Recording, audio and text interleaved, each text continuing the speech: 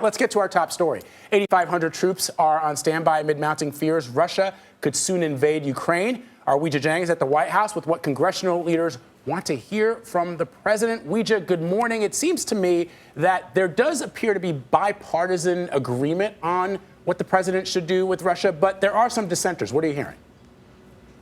Good morning, Vlad and Anne-Marie, and good morning to everybody. Certainly, Republicans would like the president to act right now on sanctions, but the administration says it's not the time just yet. We just learned that the White House, though, is planning on briefing all members of Congress to answer those questions. As for that potential troop deployment, the White House says it was always part of ongoing contingency planning and wasn't in direct response to a specific act by Russia.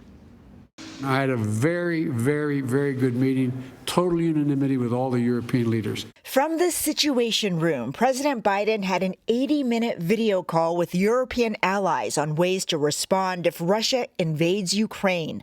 The Pentagon has ordered 8,500 U.S.-based troops on higher alert to possibly deploy to NATO's eastern flank, and some American forces who are stationed within Europe may be called on to assist. It's not just a military offensive the U.S. is on alert for. In a new bulletin to law enforcement partners nationwide, the Department of Homeland Security warned that if Russia feels threatened by a U.S. or NATO response to a potential invasion, it may conduct a cyber attack against the U.S., from low-level denials of service to destructive attacks targeting critical infrastructure. So far, the administration has not imposed preemptive sanctions, with hopes that diplomacy prevails. President Biden is also under mounting pressure to revive his domestic agenda and deal with rising prices. A recent CBS News poll found the majority of Americans disapprove of how the president has handled the economy and inflation. On Monday, when a Fox News reporter asked him a question about inflation, Mr. Biden fired off an insult.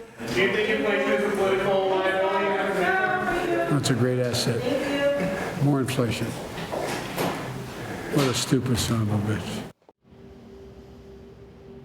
That Fox News correspondent Peter Duthiers tells me that about 1 hour later, President Biden called him up to clear the air. He said the president told him it's not personal, and they talked about moving forward. Vlad and Anne-Marie? Well, that's good to hear, because as we were talking about earlier, this is the job of the media, to ask you uncomfortable questions. Also, it's not the first time the president has been caught on a hot mic saying stuff that, Yeah, I mean, after the Affordable Care Act was signed. I think that good on Peter Duthiers for suggesting, look, this is part of the job. We're going to continue to ask the tough questions.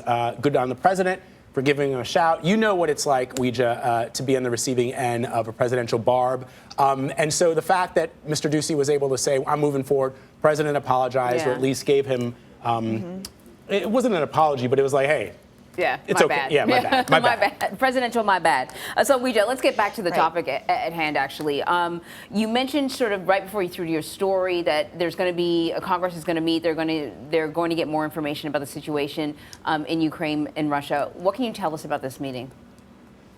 Well, we know that after it was revealed that the Pentagon presented options to President Biden about potential troops being deployed, U.S. troops, of course, that House Speaker Nancy Pelosi and Senate Majority Leader Chuck Schumer asked for an all-members briefing by the White House. And just this morning, officials told us that today, members of the National Security Team will be briefing congressional leadership and members of committees, and they are working on that broader briefing for everybody, so some of those questions can get answered. Of course, they'll want to know what the plans are for sending troops, how many, if not just 8,500, what is the biggest number that could balloon to, under what conditions would they actually pull the trigger, etc. And so they also point to the fact that the president himself, since December, has already engaged with members of Congress on this. He has personally given briefings to the Big Four. National Security Advisor Jake Sullivan has also had 6 briefings. So their point is that they've been keeping congressional members in the loop, but certainly they will continue to do more. All right, Weijia, thank you very much. Sure.